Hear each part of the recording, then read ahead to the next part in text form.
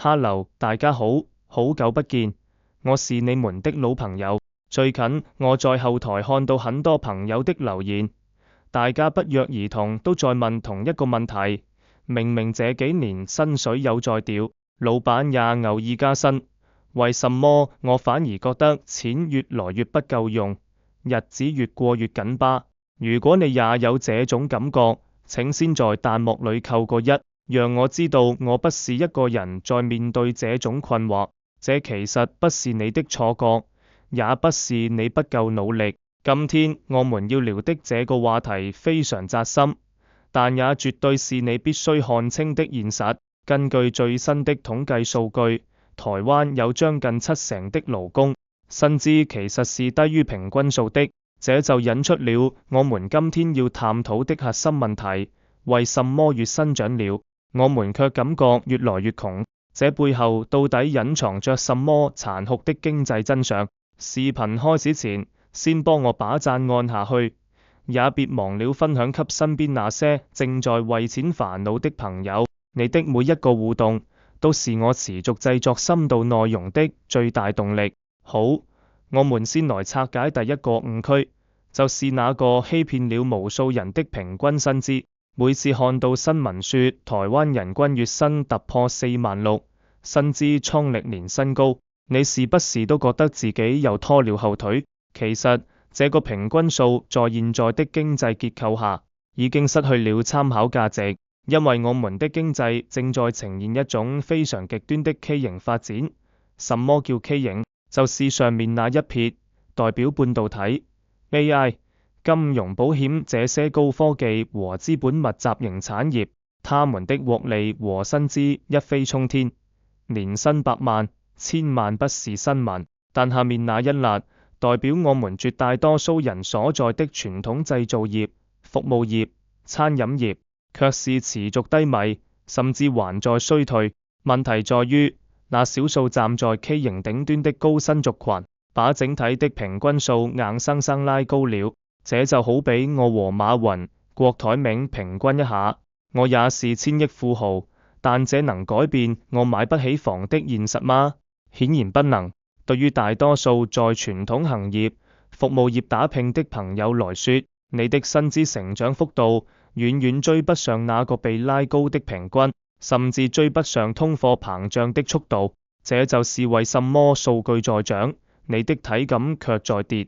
接下來，我們要聊聊那個吞噬你財富的隱形殺手——生活成本蠕變。你有沒有發現，當你薪水稍微漲個3、5千塊的時候，你並不會覺得自己變富了，反而很快就沒感覺了。這是因為你的消費習慣會隨着收入升級。以前我們可能覺得偶爾吃頓大餐是享受，現在變成了每週的標配。以前覺得搭車就好，薪水漲了就想着換輛更好的車，背負更高的車貸，甚至只是把手機套餐、流媒體訂閱升級一下。這些看似不起眼的小錢，匯聚起來就是一筆龐大的固定支出。這就是生活成本蠕變，它像溫水煮青蛙一樣，悄悄地把你加薪的那部分紅利全部吃掉。你以為你賺得更多了，其實你只是維持着一個更昂貴的生活標準。一旦這些固定開支上去了，就很難降下來。萬一哪天工作變動，這些高昂的生活成本瞬間就會變成壓垮你的巨石。所以，如果你發現加薪後的錢並沒有存下來，而是消失在各種消費升級裏，那你就要警惕了，你正在陷入越忙越窮的陷阱。但這還不是最殘酷的，最殘酷的真相在於，我們現有的金融遊戲規則，本質上就是在懲罰存錢的人，獎勵負債的人。這聽起來很荒謬，對吧？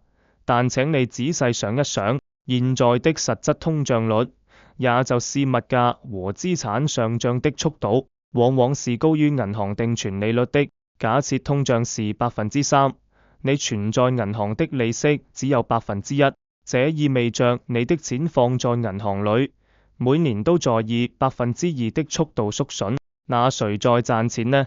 是那些敢於負債、擁有資產的人。因為對於擁有房產、股票的富人來說，通脹雖然讓物價漲了，但也讓他們手裏的資產增值了。更重要的是，他們欠銀行的錢，在通脹的作用下，實際價值是在縮損的。換句話說，銀行和通脹在幫他們還債，而我們普通人呢？因為我們沒有足夠的抵押品去借低利率的錢買資產，我們只能老老實實地把血汗錢存進銀行，結果就是我們的儲蓄變成了銀行放貸給富人的彈藥。我們用自己的勞動成果去補貼了那些資產持有者，這就解釋了為什麼年輕人就算不吃不喝10幾年也買不起房，因為房價這輛高鐵早就把你騎着腳踏車拼命存錢的速度甩在身後了。這種結構性的絕望，讓很多人產生了金融虛無主義，覺得再怎麼努力也沒用，乾脆躺平算啦。說到這裏，你可能會覺得心裏很堵，難道我們就只能這樣被收割嗎？當然不是，既然看穿了遊戲的規則，我們就要學會保護自己。對於屏幕前40歲以上或者正在為家庭打拼的你們，我有3個非常務實的建議。第一，必須建立資產意識，拒絕現金陷阱，不要再迷信存錢致富了。在通脹時代，現金是最危險的資產。